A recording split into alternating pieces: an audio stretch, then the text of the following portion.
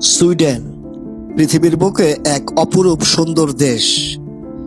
প্রাকৃতিক সুন্দর এই দেশটিকে নিয়ে আজকে থাকছে সকল তথ্য আলোচনা। দেশটিতে ভ্রমণ সুবিধা অসুবিধা, দেশটির আইন কানুন, দেশটির ঐতিহ্য ইতিহাস, শিক্ষা ব্যবস্থা, চিকিৎসা সেবা, উন্নতি এবং দেশটির নারীদের জীবনযাপন, বিয়ে সম্পর্কে নিয়ে আলোচনা। তাহলে চলুন যাই, সুইডেনকে ঘুরে ফিরে দেখে আসি। অবশ্যই আমার চ্যানেলটি সাবস্ক্রাইব করবেন, লাইক শেয়ার করবেন, পাশে থাকবেন। উত্তর ইউরোপের স্ক্যান্ডিনেভিয়ান উপদ্বীপে অবস্থিত সুইডেন যেন প্রকৃতির এক জীবন্ত ক্যানভাস। ঘন সবুজ বনভূমি, আয়নার মতো স্বচ্ছ হ্রদ, বিশাল পর্বতমালা এবং রহস্যময় মেরুপ্রভার মেলবন্ধনে দেশটি সেজেছে এক অপূর্ব সৌন্দর্যে। যারা কোলাহলমুক্ত, শান্ত, মার্জিত এবং সতেজ প্রকৃতি ভালোবাসেন, তাদের কাছে সুইডেন এক স্বর্গরাজ্য। সুইডেনের ভূপ্রকৃতির অন্যতম প্রধান বৈশিষ্ট্য হলো এর বিশাল বনভূমি এবং অসংখ্য জলাশয়। দেশের প্রায় 60%-এরও বেশি এলাকা জুড়ে রয়েছে ঘন পাইন, ফার এবং বার্চ গাছের জঙ্গল। এই বনাঞ্চলগুলোতে মুক্তভাবে ঘুরে বেড়ায় এলক, হরিণ, বাদামি ভালুক এবং নেকড়ে। সুইডেনে প্রায় 1 লক্ষেরও বেশি হ্রদ বা লেক রয়েছে। এর মধ্যে ভেনার্ন এবং ভেটার্ন ইউরোপের অন্যতম বৃহত্তম হ্রদ। শান্ত হ্রদের বুকে নীল আকাশের প্রতিফলন এক স্বর্গীয় পরিবেশ তৈরি করে। সুইডেনের উপকূল জুড়ে ছড়িয়ে ছিটিয়ে রয়েছে হাজার হাজার ছোট্ট দ্বীপ। বিশেষ করে রাজধানী স্টকহোম এবং দ্বিতীয় বৃহত্তম শহর গোথেনবার্গের আশেপাশের আর্কি পেলাগো বা দ্বীপপুঞ্জ পর্যটকদের মুগ্ধ করে। সমুদ্রের মাঝে লাল সাদা কাঠের ছোট ছোট বাড়ি এবং চারপাশের নীল জলরাশি সুইডিশ প্রকৃতির এক আইকনিক দৃশ্য। সুইডেনের প্রাকৃতিক সৌন্দর্যের সবচেয়ে বড় জাদু লুকিয়ে আছে এর ঋতু পরিবর্তনের মধ্যে। গ্রীষ্মকালে সুইডেনের উত্তরাঞ্চলে সূর্য কখনো অস্ত যায় না। দিন রাতের এই অদ্ভুত সমীকরণ এবং গ্রীষ্মের মৃদু হাওয়া প্রকৃতিকে এক নতুন জীবন দেয়। শীতকালে উত্তর সুইডেনের, বিশেষ করে ল্যাপল্যান্ড অঞ্চলে আকাশে দেখা যায় প্রকৃতির এক অপূর্ব আলোক উৎসব। রাতের অন্ধকার আকাশের সবুজ, বেগুনি ও গোলাপি রঙের আলোর নাচ যে কোনো মানুষকে মুগ্ধ করে রাখে। শীতকালে সমগ্র সুইডেন সাদা বরফের চাদরে ঢেকে যায়। বরফাবৃত পাইন বন এবং জমে যাওয়া হ্রদগুলো দেখতে মনে হয় যেন কোনো কাল্পনিক রূপকথার রাজ্য। উত্তর সুইডেনের ল্যাপল্যান্ড অঞ্চলটি মেরু প্রদেশের বৈচিত্র্যময় সৌন্দর্যে ভরপুর। এখানকার আদিবাসী সামি জনগণ এবং তাদের রেন ডিয়ার হরিণ পালনের দৃশ্য প্রকৃতির সাথে মানুষের এক অদ্ভুত সৌন্দর্য সহাবস্থানকে ফুটিয়ে তোলে। সুইডেনের প্রকৃতির এত সুন্দর থাকার পেছনে রয়েছে তাদের একটি বিশেষ আইন ও সংস্কৃতি, যার নাম আলেমান্সরেথেন বা রাইট টু রোম। এই আইন অনুযায়ী প্রতিটি সাধারণ মানুষ যে কোনো বনাঞ্চল বা প্রাকৃতিক স্থানে অবাধে ঘুরে বেড়াতে, তাঁবু খাটাতে এবং বেরি ও মাশরুম কুড়াতে পারে, যতক্ষণ না তারা প্রকৃতির কোনো ক্ষতি করছে। সুইডিশরা প্রকৃতিকে ভালোবাসে এবং পরম মমতায় তা সংরক্ষণ করে। সুইডেনের প্রাকৃতিক সৌন্দর্য কেবল চোখে দেখার মতো নয়, তা অনুভূতিরও বিষয়। শান্ত নিরিবিলি পরিবেশ, পরিচ্ছন্ন বাতাস এবং প্রকৃতির অপরূপ রূপের মেলবন্ধন সুইডেনকে পৃথিবীর অন্যতম মনোমুগ্ধকর দেশে পরিণত করেছে। প্রকৃতি যেখানে নিজের হাতে রূপের জাদুকাঠি ছুঁয়েছে, সুইডেন ঠিক তেমনই একটি দেশ। একটি সাধারণ ইউরোপীয় দেশ থেকে বিশ্বের অন্যতম শীর্ষ উন্নত ও বাসযোগ্য রাষ্ট্রে পরিণত হওয়া সুইডেনের এই গল্প পুরো বিশ্বের জন্যই অনুকরণীয়। অর্থনীতি, প্রযুক্তি, সমাজ কল্যাণ কিংবা পরিবেশ রক্ষা, প্রায় প্রতিটি ক্ষেত্রে দেশটি উদাহরণ সৃষ্টি করেছে। সুইডেনের নাগরিক সুবিধার মূল ভিত্তি হলো তাদের শক্তিশালী সাম্যবাদী কল্যাণ রাষ্ট্রীয় ব্যবস্থা। দেশের প্রতিটি নাগরিকের জন্য স্বাস্থ্যসেবা এবং প্রাথমিক থেকে উচ্চশিক্ষা পর্যন্ত প্রায় বিনামূল্যে পাওয়ার সুযোগ রয়েছে। বেকারত্ব, অসুস্থতা বা বার্ধক্য রাষ্ট্র নাগরিকদের সম্পূর্ণ নিরাপত্তা দেয়। সন্তান জন্মদানের পর পিতামাতাকে 458 দিনের বেতন সহ ছুটি দেওয়া হয়, যা নারী পুরুষের সমতা বজায় রাখতে বড় ভূমিকা রাখে। সুইডেনের অর্থনীতি অত্যন্ত মজবুত, স্বচ্ছ এবং বিশ্ব বাজারমুখী। মাত্র 1 কোটি জনসংখ্যার দেশ হওয়া সত্ত্বেও সুইডেন বিশ্বকে উপহার দিয়েছে ভলভো, ইকেয়া, এরিকসন, স্কেনিয়া, স্পটিফাই এর মতো আন্তর্জাতিক পরাশক্তি কোম্পানি। সুইডেন প্রতি বছর তাদের জিডিপির একটি বড় অংশ গবেষণা ও উন্নয়নে ব্যয় করে। বৈশ্বিক উদ্ভাবন সূচকে দেশটি সবসময় শীর্ষ সারিতে থাকে। সুইডেনকে বলা হয় সবুজ বিপ্লবের প্রবক্তা। দেশটির ব্যবহৃত মোট শক্তির অর্ধেকেরও বেশি আসে পরিবেশ বান্ধব বা পুনর্নবীকরণযোগ্য উৎস, জলবিদ্যুৎ, বাতাস ও বায়োমাস থেকে। সুইডেন তাদের গৃহস্থালী বর্জ্যের প্রায় 99% রিসাইকেল বা পুনর্ব্যবহার করে। এমনকি বর্জ্য থেকে বিদ্যুৎ উৎপাদনের জন্য তারা অন্য দেশ থেকেও আবর্জনা আমদানি করে। ক্যাশলেস বা নগদবিহীন লেনদেনের ক্ষেত্রে সুইডেন বিশ্বের অগ্রদূত। দোকানপাট থেকে শুরু করে গণপরিবহন সব জায়গায় ডিজিটাল লেনদেন যেমন সুইস অ্যাপ ব্যবহৃত হয়। তথ্য প্রযুক্তি খাতে বিশেষ বিনিয়োগের ফলে ইউরোপের স্টার্ট আপ হাবে পরিণত হয়েছে রাজধানী স্টকহোম। সুইডেনের সরকারি ব্যবস্থা বিশ্বের অন্যতম স্বচ্ছ ও দুর্নীতিমুক্ত। সরকারি কাজকর্ম ও নথিপত্র সাধারণ মানুষের কাছে উন্মুক্ত, যা দুর্নীতি প্রতিরোধ করে। লিঙ্গ বৈষম্য নিরসন এবং মানবাধিকার রক্ষায় সুইডেন পৃথিবীর যে কোনো দেশের চেয়ে এগিয়ে। সুইডিশরা কঠোর পরিশ্রমের পাশাপাশি জীবন উপভোগ করাকে প্রাধান্য দেয়। এখানকার কর্মসংস্কৃতিতে অতিরিক্ত মানসিক চাপ পরিহার করা হয়। তাদের বিখ্যাত ফিকা সংস্কৃতি, কাজের মাঝে বিরতি নিয়ে সহকর্মীদের সাথে কফি ও নাস্তা খাওয়া এবং খোশ গল্প করা কর্মীদের মানসিক স্বাস্থ্য ভালো রাখতে সাহায্য করে। সুইডেনের উন্নতির মূল রহস্য হলো বিজ্ঞানমনস্ক চিন্তাধারা, মানুষের প্রতি সম্মান এবং দীর্ঘমেয়াদী সুচিন্তিত পরিকল্পনা। কেবল অর্থনৈতিক প্রবৃদ্ধি অর্জন নয়, বরং সেই প্রবৃদ্ধির সুফল কিভাবে দেশের শেষ নাগরিকটির কাছে পৌঁছানো যায়, সুইডেন তা পুরো বিশ্বকে দেখিয়ে দিয়েছে। সুইডেনে নারীদের কর্মস্থলে অবস্থান, সুবিধা ও অসুবিধা। বিশ্বজুড়ে লিঙ্গ সমতা এবং নারী ক্ষমতায়নের জন্য সুইডেনকে একটি রোল মডেল হিসেবে বিবেচনা করা হয়। তবে শতভাগ উন্নত সামাজিক কাঠামো থাকার পরও সেখানে নারীদের কাজের ক্ষেত্রে কিছু চ্যালেঞ্জ বা অসামঞ্জস্য রয়ে গেছে। সুইডেনের নারীদের কর্মসংস্থানের হার অত্যন্ত বেশি। 15 থেকে 64 বছর বয়সী সুইডিশ নারীদের প্রায় 80% সরাসরি কর্মক্ষেত্রে নিয়োজিত বা ইউরোপীয় ইউনিয়নের মধ্যে অন্যতম শীর্ষ স্থানীয়। রাজনীতি, সংসদ এবং সরকারি প্রতিষ্ঠানে নারীদের উপস্থিতি ও নেতৃত্ব প্রশংসনীয়। সুইডেনের মন্ত্রিসভা ও সরকারি খাতের অনেক উচ্চ পদে নারীরা নেতৃত্ব দিচ্ছেন। সুইডেনে ধারণা করা হয় সন্তান লালন পালনের দায়িত্ব কেবল মায়ের নয়, বাবারও। ফলে নারীরা পরিবার সামলানোর পাশাপাশি নিশ্চিন্তে কাজ চালিয়ে যেতে পারেন। সুইডেনের কল্যাণমুখী রাষ্ট্রীয় আইন নারীদের কর্মক্ষেত্রে টিকে থাকতে সবচেয়ে বড় সহায়ক ভূমিকা পালন করে। সন্তান জন্মের পর বাবা মা মিলিয়ে মোট 480 দিন, প্রায় 16 মাস বেতন সহ ছুটি পান। এর মধ্যে একটি নির্দিষ্ট সময় 90 দিন বাধ্যতামূলকভাবে বাবাকে নিতে হয়, যাকে ড্যাড মান্থস বলা হয়। এটি মায়ের উপর থেকে একা সন্তান সামলানোর চাপ কমায়। সুইডেনে ডে কেয়ার এবং প্রাক প্রাথমিক শিক্ষা ব্যবস্থা রাষ্ট্রীয়ভাবে ভর্তুকিপ্রাপ্ত এবং খুবই সাশ্রয়ী, ফলে মায়েরা সহজেই কাজে ফিরতে পারেন।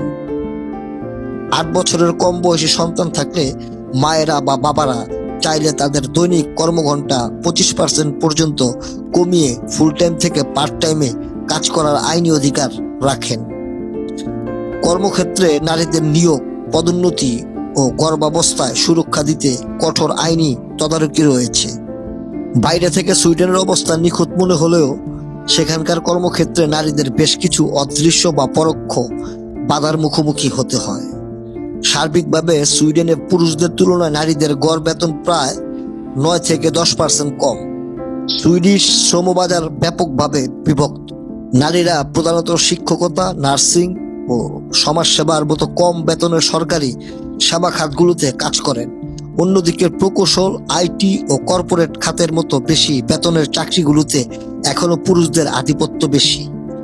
রাজনীতি ও সরকারি খাতে নারীরা এগিয়ে থাকলেও বেসরকারি কর্পোরেট খাতে, যেমন পুঁজিবাজারভুক্ত বড় কোম্পানিগুলোর সিইও বা বোর্ডের চেয়ারম্যান পদে নারীদের হার তুলনামূলকভাবে বেশ কম। সন্তান হওয়ার পর অনেক নারী ফুল টাইম কাজের বদলে পার্ট টাইম কাজ বেছে নেন। এর ফলে দীর্ঘমেয়াদে তাদের পদোন্নতি থমকে যায় এবং অবসরের পর পেনশনের পরিমাণও কমে যায়। সুইডেনে জন্ম নেওয়া নারীদের কর্মসংস্থান সহজ হলেও বাইরে থেকে আসা বা অভিবাসী নারীদের চাকরি পাওয়া এবং মানানসই কর্মপরিবেশ পাওয়া এখনো একটি বড় চ্যালেঞ্জ। সুইডেন বিশ্বজুড়ে নারীদের কাজের পরিবেশের জন্য অন্যতম সেরা ও নিরাপদ একটি দেশ। মাতৃত্বকালীন সুনির্দিষ্ট সুবিধা এবং রাষ্ট্রীয় সহযোগিতার কারণে এখানে নারীদের ঘর ও কর্মক্ষেত্রের মধ্যে ভারসাম্য রক্ষা করা সহজ হয়। তবে কর্পোরেট খাতের শীর্ষ পদগুলোতে সুযোগের সমতা তৈরি এবং বেতন বৈষম্য পুরোপুরি দূর করতে সুইডেন এখনো কাজ করে যাচ্ছে। সুইডেনে নারীদের বিয়ে, প্রেম এবং সম্পর্ক কেন্দ্রিক স্বাধীনতা শুধু আইনি কাঠামোর মধ্যে সীমাবদ্ধ নয়, বরং এটি তাদের সামাজিক ও সাংস্কৃতিক জীবনযাত্রার এক মূল স্তম্ভ। বিশ্বের যে কোনো দেশের তুলনায় সুইডিশ নারীরা সম্পর্কের ক্ষেত্রে সর্বোচ্চ মাত্রার স্বায়ত্তশাসন ও স্বাধীনতা উপভোগ করে থাকেন। সুইডেনে বিয়ের গুরুত্ব ধর্মীয় বা সামাজিক বাধ্যবাধকতা হিসেবে প্রায় নেই বললেই চলে। সুইডেনে বিবাহ বহির্ভূত সহবাসকে আনুষ্ঠানিকভাবে সাম্য বলা হয়। কোনো জুটি দীর্ঘদিন একসাথে থাকার জন্য আইনি কাগজপত্রের মাধ্যমে লিভিং টুগেদার শুরু করতে পারে। সাম্য সম্পর্কের অধীনে থাকা নারীরা বিবাহিত নারীদের মতোই বাসস্থান, সম্পত্তি এবং সন্তানের সুরক্ষার ক্ষেত্রে সমান আইনি অধিকার পান। সুইডেনে অর্ধেকেরও বেশি শিশু জন্মগ্রহণ করে অবিবাহিত বা সাম্য দম্পতির ঘরে। সমাজে একে সম্পূর্ণ স্বাভাবিক হিসেবে দেখা হয় এবং এর জন্য কোনো সামাজিক নৈতিবাচক দৃষ্টিভঙ্গির মুখোমুখি হতে হয় না।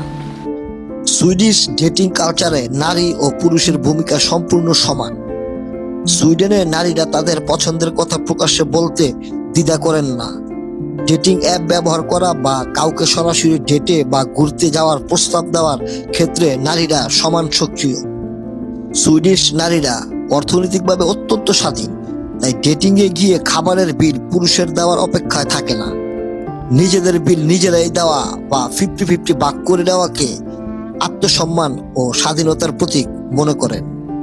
ফিটুয়া বা ফিকা কালচার প্রথম দেখায় খুব বেশি আড়ম্বর না করে সাধারণত হালকা কফি পানের ফিকা মাধ্যমে একে অপরকে জানার চেষ্টা করা হয়, যাকে খুব সাধারণ একটি সাক্ষাৎ হিসেবে দেখা হয়। লিঙ্গ সমতা ও ব্যক্তিগত স্থান, পার্সোনাল স্পেস। সুইডিশ সমাজে একক ব্যক্তির স্বাধীনতা ও স্বকীয়তাকে সবচেয়ে বেশি গুরুত্ব দেওয়া হয়। সম্পর্কে থাকা সত্ত্বেও একজন সুইডিশ নারী তার নিজস্ব বন্ধুর সাথে আড্ডা দেওয়া, একা ট্রাভেল করা বা নিজের শখ পূরণ করার পূর্ণ স্বাধীনতা বজায় রাখেন। সঙ্গী কখনো তার উপর কোনো সিদ্ধান্ত চাপিয়ে দিতে পারে না। যৌনতা এবং সম্পর্কের প্রতিটি ধাপে সম্মতি থাকা বাধ্যতামূলক। সুইডেনের সম্মতি ছাড়া যে কোনো শারীরিক সম্পর্ক বা জবরদস্তিকে আইনিভাবে অত্যন্ত গুরুত্বের সাথে দেখা হয়। ঐতিহ্যগতভাবে অনেক দেশে বিয়ের পর নারী তার স্বামীর পদবি ব্যবহার করে থাকেন, কিন্তু সুইডেনে নারীরা বিয়ের পরও তাদের নিজস্ব পারিবারিক নাম বা সারনেম বজায় রাখতে পারেন। অনেক ক্ষেত্রে দেখা যায় দম্পতিরা দুজনের নাম মিলিয়ে নতুন কোনো পদবি বেছে নেন অথবা পুরুষরাই নারীর পদবি গ্রহণ করেন। এটি তাদের সম্পূর্ণ নিজস্ব ইচ্ছা। ডিভোর্স বা বিচ্ছেদ এবং অর্থনৈতিক নিরাপত্তা। সম্পর্ক যদি কাজ না করে তবে তা থেকে বের হয়ে আসা সুইডিশ নারীদের জন্য সহজ ও সম্মানজনক। রাষ্ট্রীয় সুযোগ সুবিধা এবং উচ্চ কর্মসংস্থানের কারণে সুইডেনের নারীরা অর্থনৈতিকভাবে পুরুষের উপর নির্ভরশীল নন, ফলে কোনো খারাপ বা ক্ষতিকর সম্পর্কে বাধ্য হয়ে টিকে থাকার প্রয়োজন পড়ে না। বিচ্ছেদ বা ডিভোর্সের পর সন্তানের বাবা এবং মা দুজনেই সমানভাবে দায়িত্ব পালন করেন। একাকী মা হিসাবে জীবনযাপন করা সামাজিক বা আর্থিকভাবে কোনো প্রতিবন্ধকতা তৈরি করে না। সুইডেনে সমকামী বিয়ে ও সম্পর্ক 2009 সাল থেকেই আইনিভাবে বৈধ। একজন নারী অন্য একজন নারীকে বিয়ে করা বা একসাথে থাকার ক্ষেত্রে সম্পূর্ণ স্বাধীন এবং রাষ্ট্র ও সমাজ তাদের সমানভাবে সম্মান প্রদান করে। সুইডেনে নারীদের বিয়ে ও ভালোবাসার মূল ভিত্তি হলো স্বাধীনতা, সম্মান এবং সমান অধিকার। সমাজ বা পরিবারের চাপে নয়, বরং নিজেদের ভালো লাগা এবং সম্মতির ভিত্তিতে তারা সঙ্গী নির্বাচন করেন কিংবা একাকী জীবনযাপন করার সিদ্ধান্ত নেন। সুইডেনের প্রকৃতি যখন শুভ্র বরফে ঢেকে যায়, তখন সেখানে শুরু হয় এক নতুন উদ্দীপনা। সুইডিশদের কাছে শীতকাল কেবল অতিরিক্ত ঠান্ডার ঋতু নয়, বরং আলো, উৎসব, তুষার খেলা এবং উষ্ণ সামাজিক মেলবন্ধনের এক অনন্য সময়। সুইডেনের শীতের অভিজ্ঞতা অঞ্চলভেদে কিছুটা ভিন্ন, তবে সর্বত্রই তা এক রূপকথার পরিবেশ তৈরি করে। শীতকালে, বিশেষ করে নভেম্বর থেকে মার্চ, সমগ্র সুইডেন বরফে ঢেকে যায়। বিশেষ করে উত্তর সুইডেনের ল্যাপল্যান্ড অঞ্চলে বরফ কয়েক ফুট পর্যন্ত ভারী হতে পারে। শীতে দিন খুব ছোট হয়। উত্তরাঞ্চলে অনেক সময় সূর্যাস্তই হয় না। তবে সুইডিশরা এই অন্ধকারকে উদযাপনে বদলে দেয়। তারা ঘরের জানালায় মোমবাতি, স্ট্রিট লাইট এবং উষ্ণ আলোর মালা জ্বালিয়ে চারপাশে আলোকময় করে তোলে।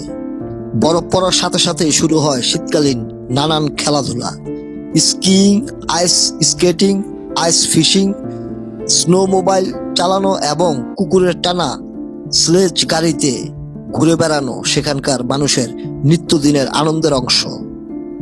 সুইডেনের তুষারপাতের মৌসুমে উদযাপিত মূল উৎসবগুলো হলো লুসিয়া উৎসব। 13 ডিসেম্বর শীতের দীর্ঘতম অন্ধকারের দিনগুলোতে আলোর বার্তা নিয়ে আসে সেন্ট লুসিয়া উৎসব। এদিন ছোট ছোট ছেলেমেয়েরা সাদা পোশাক পরে শোভাযাত্রা করে। দলের প্রধান মেয়েটির মাথায় থাকে জ্বলন্ত মোমবাতির মুকুট।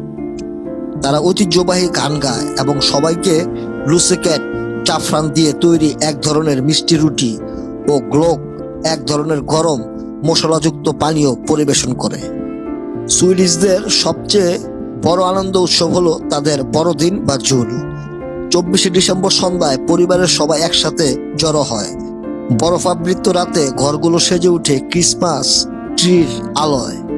এদিন তাদের ঐতিহ্যবাহী খাবার টেবিল, জুল বোর্ড সাজানো হয়, যেখানে থাকে স্যালমন মাছ, মিটবল, বিশেষ ধরনের রুটি এবং জিঞ্জার ব্রেড বিস্কুট।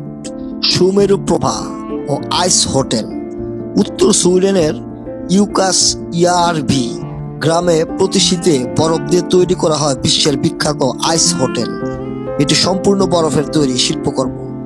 এছাড়া তুষারপাতের রাতে আকাশে নর্দার্ন লাইটস বা সুমেরু প্রভা দেখার জন্য বিশ্বজুড়ে বহু মানুষ ভিড় করেন।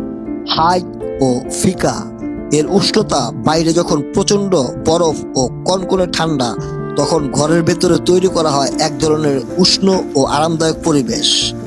বন্ধু বান্ধব বা পরিবারের সাথে ফায়ার প্লেসের পাশে বসে গরম কফি, দারুচিনির রোল খাওয়া এবং গল্প করার যে সংস্কৃতি, তা এই তুষারপাতের দিনগুলোতে জীবনের আনন্দ বহুগুণ বাড়িয়ে দেয়।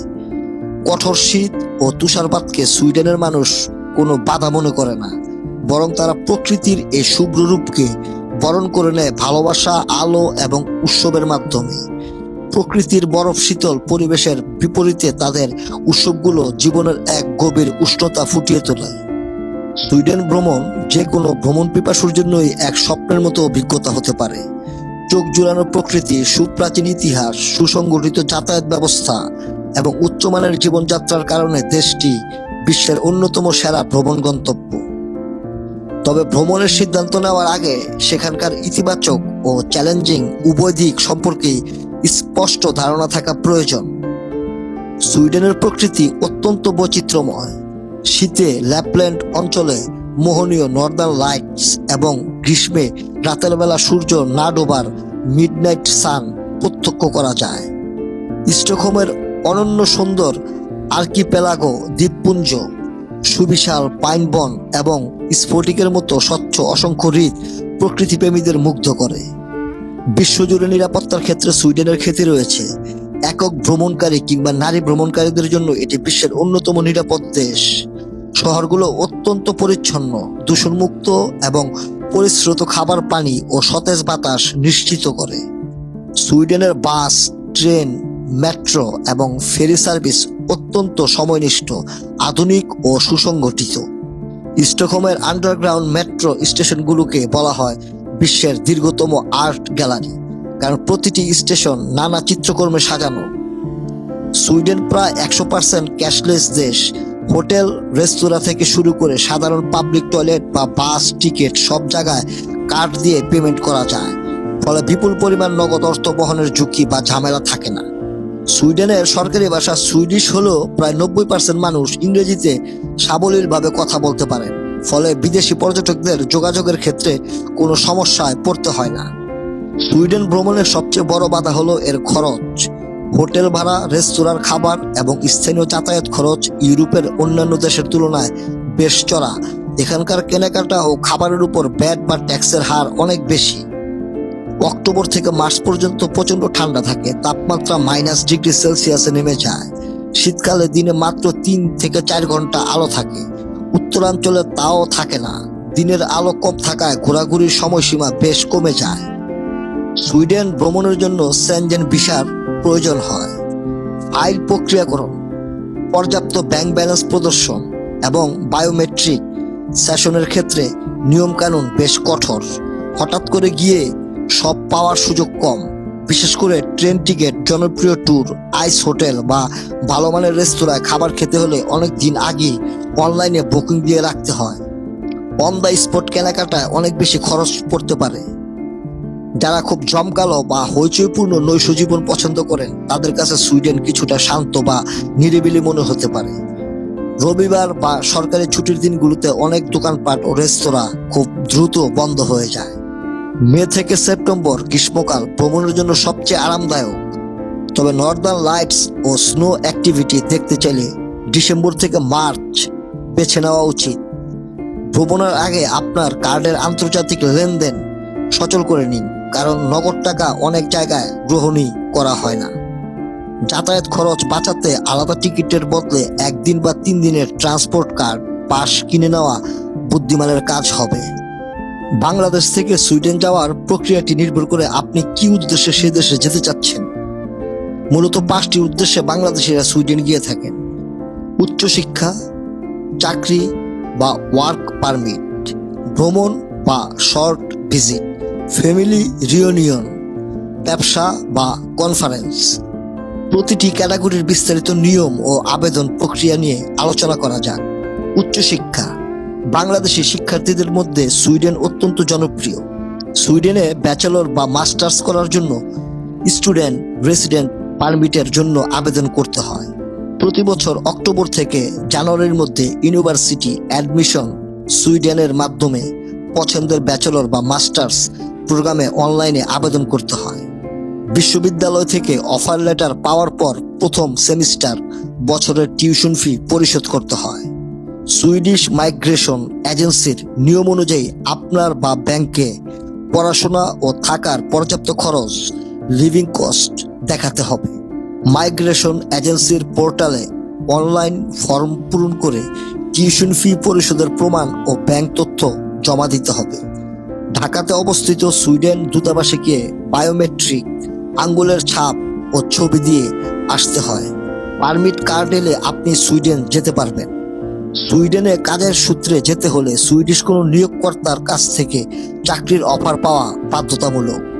সুইডেনের কোনো কোম্পানি আপনাকে চাকরির অফার দিলে নিয়োগকর্তাকে অবশ্যই প্রমাণ করতে হবে যে এই কাজের জন্য তারা সুইডেন বা ইইউ থেকে উপযুক্ত প্রার্থী পাননি।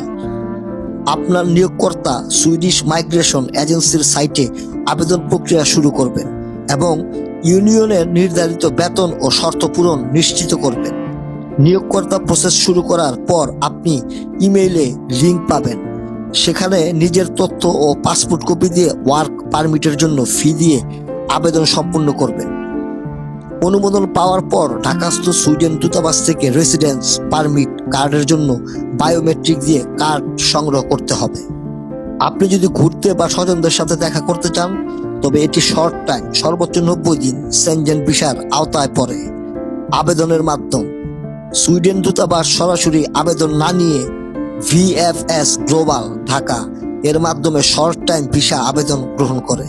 প্রয়োজনীয় কাগজপত্র কমপক্ষে 6 মাসের মেয়াদ সহ মূল পাসপোর্ট, সম্পূর্ণ পূরণ করা ভিসা ফর্ম ও 2 কপি ছবি, ব্যাংক স্টেটমেন্ট, বিগত 6 মাসের নিয়মিত লেনদেন সহ পর্যাপ্ত ব্যালেন্স ও ব্যাংক সলভেন্সি সার্টিফিকেট, ছুটির অনুমোদন পত্র, NOC, visiting card, trade licence বা স্টুডেন্ট আইডি পেশা অনুযায়ী, ফ্লাইট বুকিং ও হোটেল রিজার্ভেশন অথবা স্বজনদের থেকে স্পন্সর ইনভিটেশন লেটার, ভ্রমণ বীমা বা ট্রাভেল হেলথ ইন্স্যুরেন্স কমপক্ষে 30,000 ইউরো কাভারেজ সহ।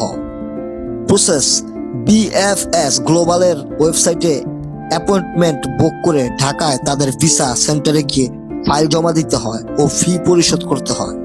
আপনার জীবনসঙ্গী, স্বামী স্ত্রী বা বাবা মা যদি সুইডেনের নাগরিক হয় কিংবা সেখানে স্থায়ী রেসিডেন্স পারমিট নিয়ে থাকেন, সুইডেনে থাকা সঙ্গী মাইগ্রেশন এজেন্সির মাধ্যমে আপনার জন্য ফ্যামিলি রিউনিয়ন পারমিটের আবেদন করবেন। তাকে প্রমাণ করতে হবে যে আপনার থাকার জন্য উপযুক্ত বাসস্থান এবং আপনাকে পরিচালনা করার মতো পর্যাপ্ত আয় তার রয়েছে। অনুমোদন মিললে ঢাকায় সুইডিশ দূতাবাসে ইন্টারভিউ ও বায়োমেট্রিক দিয়ে ভিসা কার্ড গ্রহণ করতে হয়। ট্যুরিস্ট ভিসার জন্য সাধারণত 15 থেকে 21 কার্যদিবস লাগে, তবে স্টুডেন্ট ও ওয়ার্ক পারমিটের ক্ষেত্রে 2 থেকে 5 মাস পর্যন্ত সময় লাগতে পারে। সুইডেনে পড়াশোনা বা কাজের ক্ষেত্রে সকল আবেদন ওয়েবসাইটের মাধ্যমে নিজ থেকেই করা যায়। ভুয়া কাজের অফার বা এম্বাসির গ্যারান্টি দেওয়া দালালদের থেকে সতর্ক থাকুন। সুইডেন সার্বিকভাবে বিশ্বের অন্যতম নিরাপদ এবং সুশৃঙ্খল দেশ, তবে সাম্প্রতিক বছরগুলোতে সুইডেনের নিরাপত্তা পরিস্থিতি, আবহাওয়া এবং স্থানীয় সামাজিক নিয়মে কিছু পরিবর্তন এসেছে। যদিও গুরুতর অপরাধ কম, তবে ভিড়যুক্ত স্থানে পর্যটকদের লক্ষ্য করে ছোটখাটো চুরি হয়। স্টকহোম বা গোথেনবার্গের প্রধান central station, bus terminal, airport, পর্যটক প্রিয় এলাকা এবং ক্যাফে বা রেস্তোরাঁ বা ক্যাফেতে পেছনের চেয়ারে ব্যাগ ঝুলিয়ে রাখবেন না। ট্রেনের ট্রলি বা সিটের উপর পাসপোর্ট ও মূল্যবান জিনিসপত্র অরক্ষিত রাখবেন না। গত কয়েক বছরে সুইডেনের বড় বড় শহরগুলোতে স্টকহোম, মালমো, গোথেনবার্গ গ্যাং বা অপরাধী চক্রের সহিংসতা, গোলাগুলি ও বিস্ফোরণ বৃদ্ধি পেয়েছে। যদিও এই সহিংসতাগুলো সাধারণ পর্যটকদের লক্ষ্য করে হয় না, তবুও রাতের বেলা শহরের উপকণ্ঠের কিছু ঝুঁকিপূর্ণ এলাকা যেমন স্টকহোম, রিং বাই, টেনস্টা বা মালমো এর রোজেনগার্ড এড়িয়ে চলা বুদ্ধিমানের কাজ। রাতের বেলা জনমানবহীন গলি বা ক্লাবের বাইরের অনাকাঙ্ক্ষিত ভিড় এড়িয়ে চলুন। সুইডেন প্রায় শতভাগ একটি ক্যাশলেস সমাজ।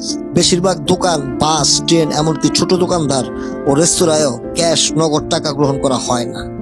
ডেবিট কার্ড ব্যবহার করার সময় সতর্ক থাকুন, পিনকোডটি গোপন রাখুন।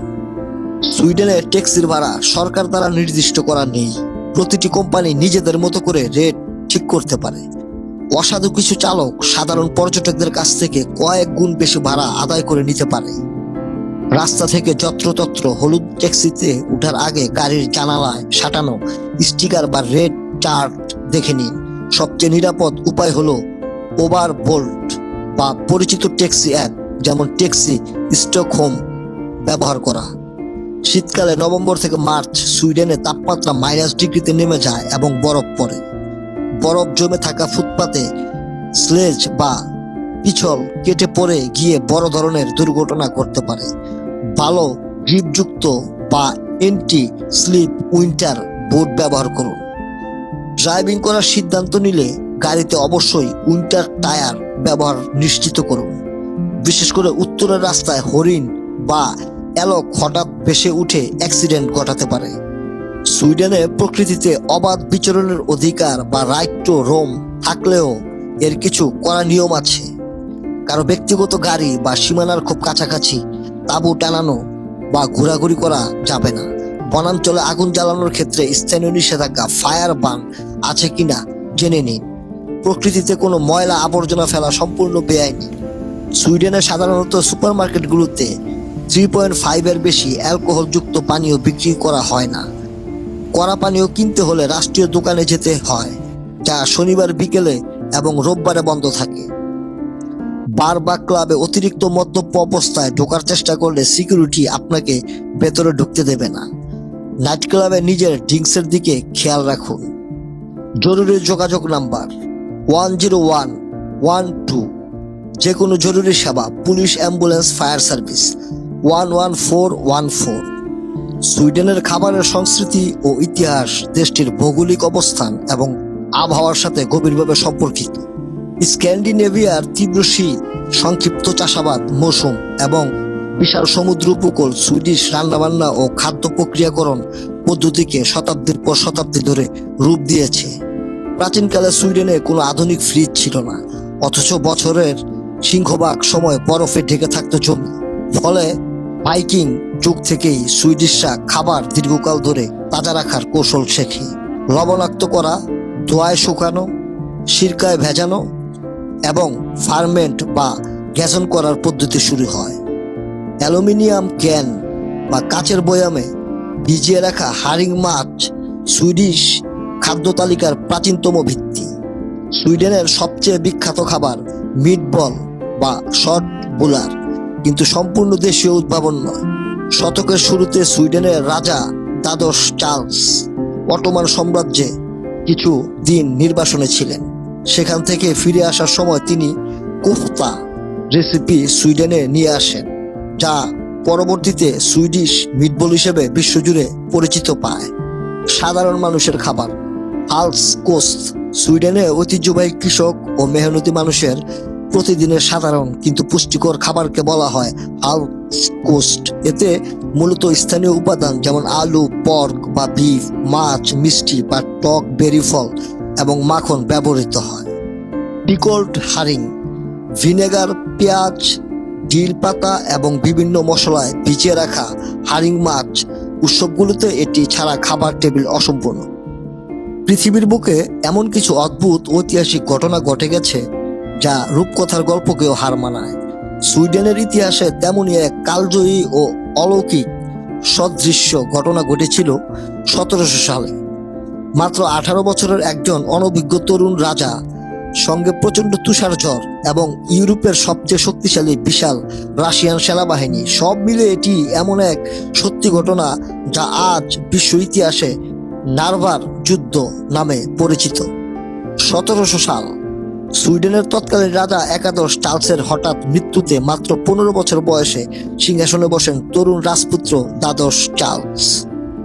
এক অনভিজ্ঞ কিশোর সুইডেনের ক্ষমতায় এই সুযোগটাই লুফে নিতে চাইল তৎকালীন উত্তর ইউরোপের 3 পরাশক্তি রাশিয়া, ডেনমার্ক এবং পোল্যান্ড।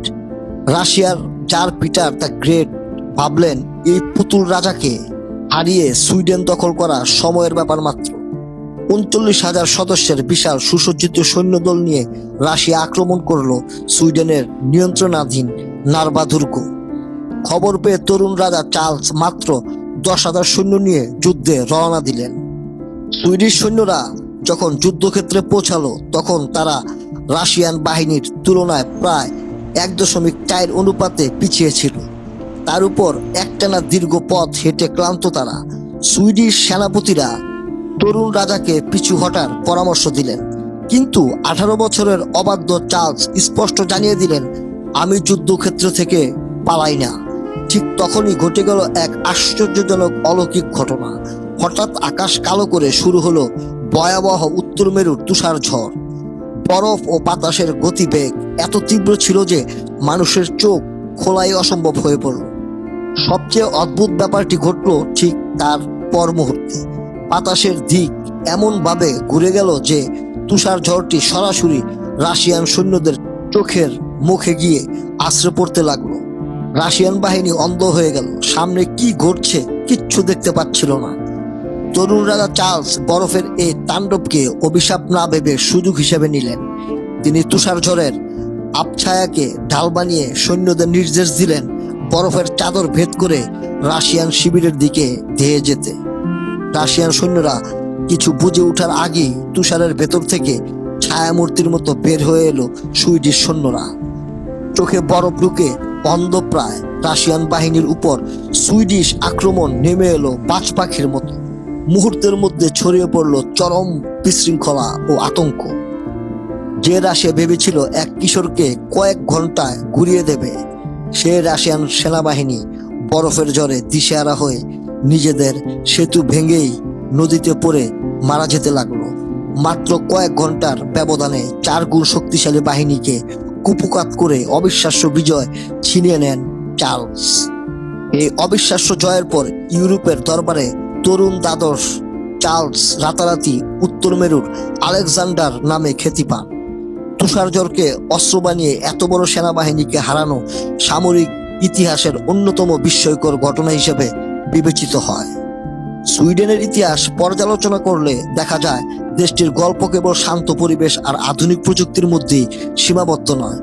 এক চরম তুষারঝড়ের রাতে প্রকৃতির অলৌকিক চাল এবং 18 বছর বয়সী এক তরুণ রাজার অদম্য সাহসের উপর ভর করে অর্জিত এই বিজয় আজও মনে করিয়ে দেয় বাস্তব অনেক সময় কাল্পনিক গল্পের চেয়েও বেশি অবিশ্বাস্য ও বিস্ময়কর হতে পারে। ইউরোপের স্ক্যান্ডিনেভিয়ান উপদ্বীপে অবস্থিত সুইডেন একটি অত্যন্ত উন্নত ও জনকল্যাণমুখী রাষ্ট্র। মোট জিডিপি প্রায় 6.10 বিলিয়ন মার্কিন ডলারের বেশি। মাথাপিছু আয় প্রায় 68.10 মার্কিন ডলার। উত্তর ইউরোপের স্ক্যান্ডিনেভিয়া অঞ্চল অবস্থিত। এর পশ্চিম ও উত্তরে নরওয়ে এবং পূর্বে ফিনল্যান্ডের সাথে সীমান্ত রয়েছে। এছাড়া ডেনমার্কের সাথে সেতুর মাধ্যমে সরাসরি সংযোগ রয়েছে। দেশটির আয়তন প্রায় 4,50,295 কিলোমিটার। রাষ্ট্রভাষা সুইডিশ, তবে সামি, ফিনিশ, মেনকিয়েলি, রোমানি এবং ইদ্দিস ভাষাকেও সংখ্যালঘু ভাষা হিসেবে স্বীকৃতি দেওয়া হয়েছে। দেশটির প্রধান ধর্ম হলো খ্রিস্ট ধর্ম, মূলত ইভানজেলিক্যাল লুথেরান চার্চ। তবে আধুনিক ও ধর্মনিরপেক্ষ দেশ হওয়ায় বিভিন্ন ধর্মেরও বিশ্বাসের মানুষ এখানে বাস করে। দেশটির জনসংখ্যা প্রায় 1,06,00,000। সুইডেনের সমৃদ্ধ অর্থনীতির মূল ভিত্তি হলো এর শক্তিশালী রপ্তানিমুখী শিল্প ও উন্নত প্রযুক্তি খাত। মোটর গাড়ি যেমন ভলভো, স্ক্যানিয়া, ভারী যন্ত্রপাতি ও টেলিকমিউনিকেশন সরঞ্জাম, স্বাস্থ্য বিজ্ঞান এবং সফটওয়্যার ও উদ্ভাবনী প্রযুক্তিতে শীর্ষ অবস্থান। সুইডেনের ইতিহাস হাজার বছরেরও প্রাচীন, যা মূলত ভাইকিং যুগের 8ম থেকে 11শ শতাব্দীর মাধ্যমে পরিচিত লাভ করে। ধন্যবাদ প্রিয় দর্শক, আমার ভিডিওটি ধৈর্য ধরে দেখার জন্য অবশ্যই আমার চ্যানেলটিকে সাবস্ক্রাইব করবেন, লাইক শেয়ার করবেন, পাশে থাকবেন। সবার জন্য অনেক অনেক দোয়া ভালোবাসা রইল। সবাই ভালো থাকবেন। আজকে সুইডেন থেকে বিদায় নিচ্ছি আমি নজরুল ইসলাম টিটু। আসসালামু আলাইকুম।